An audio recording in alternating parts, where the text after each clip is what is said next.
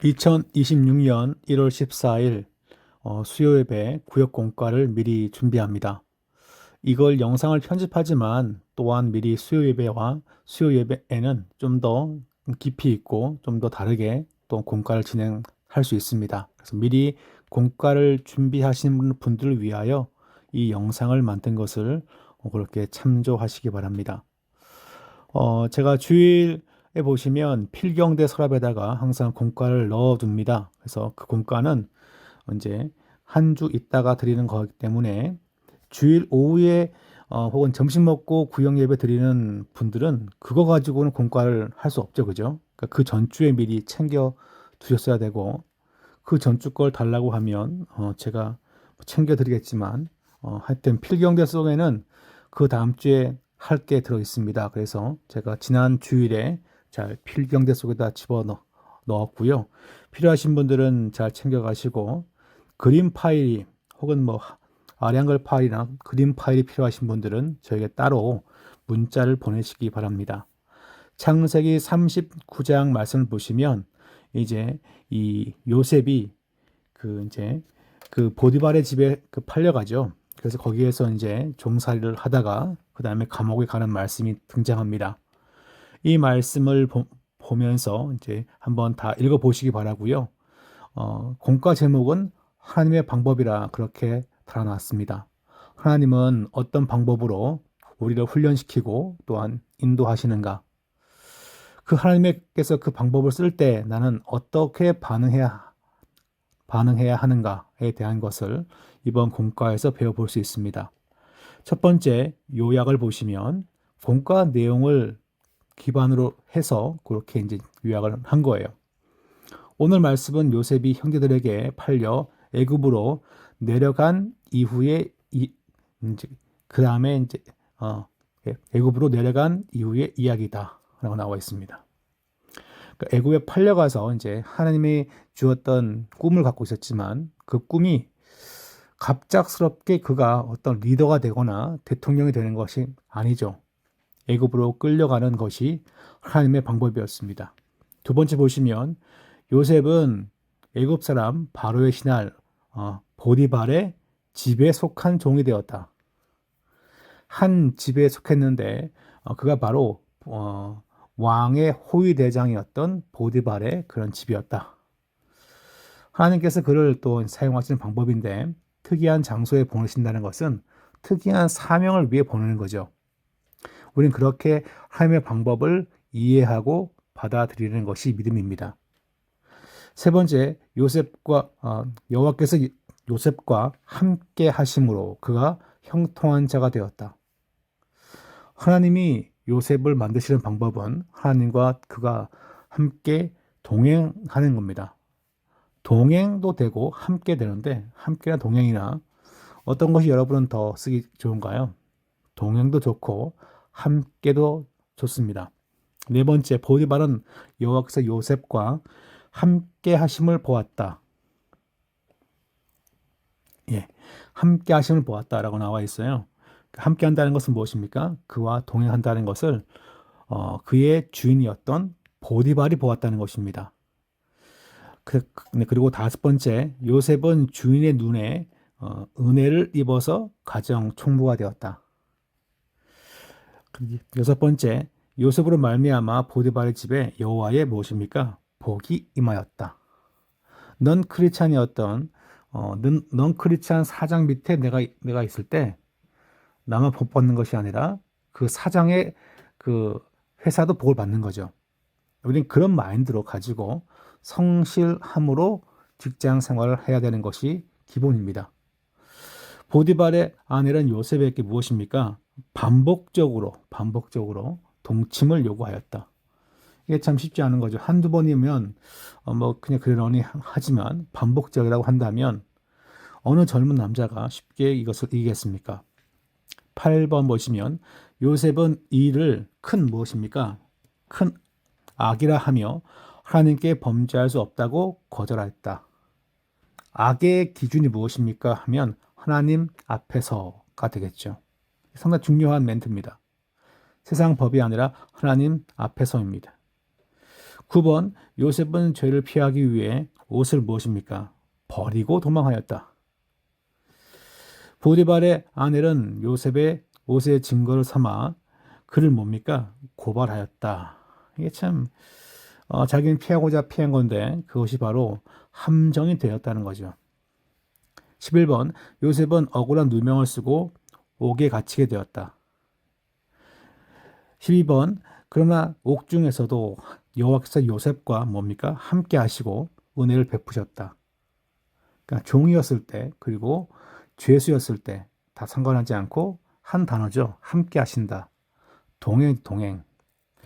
요셉은 옥중에서도 맡은 그 모든 일을 뭡니까? 형통하게 하였다. 형통하게 잘 처리했음을 보여줍니다. 하나님이 함께 하니까 노예였을 때, 죄수였을 때, 그리고 나중에 총리가 되었을 때, 뭐 어떤 일을 맡든지 간에 함께 한다는 것이 상당히 중요하다는 것을 지금 이제 본문 2의 요약에서 볼 수 있습니다. 하나님을 보시면 하나님은 종의 신분에 있는 자와도 무엇입니까? 함께 하시는 분이시다. 뭐 당연한 건데 하나님은 뭐 불법 체류자와도 함께 하신다. 하나님은 동남아인들과도 함께 하신다. 이러면 조금 느낌이 다르죠, 그죠? 우리는 잘 먹고 성실하고 잘 배운 자와 함께 한다면 듣기 편한데 불법 체류자와도 함께 하신다. 그 말 하기가 쉽지 않죠. 하나님은 사람의 지위가 아니라 하나님의 무엇입니까? 임재로 형통하게 하신다. 형통하게 되는 이유가 있습니다. 바로 하나님의 임재입니다. 하나님은 자신의 백성을 통해 무엇입니까? 이방인 집에도 복을 내리신다라고 나와 있습니다. 이방인 집에도. 하나님은 유혹의 자리에서도 신앙이 무엇입니까? 신앙, 양심을 보시는 분이시다. 양심 혹은 뭐 본분도 되는데 본분 좀 어려운 말이죠. 신앙 양심을 보시는 분이다. 그 유혹이었어요. 할 때 하나님은 성도답게 행동하기를 바라보신다는 거죠. 하나님은 의인이 억울한 일을 당하는 것을 즉시 무엇입니까? 해결 않으실 때도 있다. 이게 이제 하나님은 어떤 분인가를 발견하기 위해서 문장 만든 건데 참 난감해요. 의인이 고통당할 때 즉시 개입하지 아니하시고 내버려 두시는 분이십니다. 하나님은 목적 그게 하나님의 방법입니다. 하나님이 의인을 성숙시키는 방법은 환난 당할 때 내버려 두심입니다. 내버려 두심. 그 다음 6번 하나님은 감옥과 같은 낮은 자리에서도 여전히 무엇입니까? 함께 하신다. 내가 사람들에게 질타를 당할 때, 몸이 아플 때, 돈이 없을 때, 그때도 함께 하신다. 되게 쉬운 말 같죠, 그죠? 결코 쉽지 않습니다.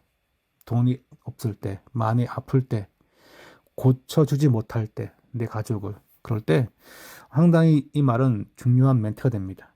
7번 하나님은 환경이 아니라 무엇입니까?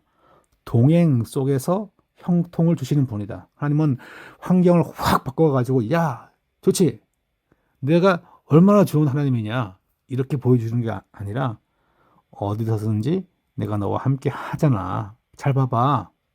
옥에서 감옥에서 그리고 국회 의사당에서 뭐 청와대에서 그러니까 어디에서든지 함께 하심 그것이 바로 형통의 비결이라는 것을 말하고 있습니다. 그러면 성도는 어떻게 살아야 할까요? 첫 번째, 성도는 자신의 처지가 어떠하든 하나님이 함께 하심을 믿어야 한다. 이 절을 보시면 알 수 있습니다.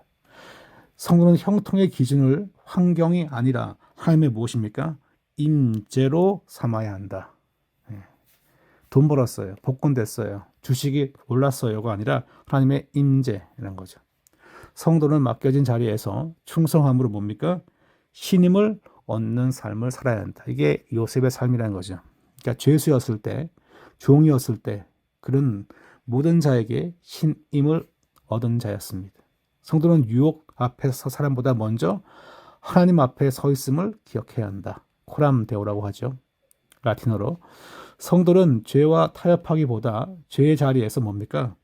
도망할 줄 알아야 한다. 이거 참, 이게 참 돈이 되는데.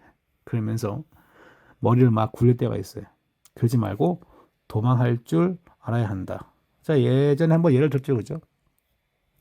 그러니까 유학생 때 제가 들었던 얘기인데 그 어느 목사님이 아내분이 이제 미국에 와가지고 시험 봐가지고 그 병원에 간호사가 됐어요. 한 달 받는 한 달 받는 월급이 있죠. 그러니까 저희 돈으로 따지면 지금으로 따지면 한 400만 원쯤 받을 때였어요. 목사님은 그냥 교회를 개척하고 그 다음에는 그 신학교 다닐 때였어요. 그러니까 아내분이 버는 게 성모님이 버는 게 다예요. 근데 어느 날 병원에서 슈퍼바이저가 자기를 부르더래요.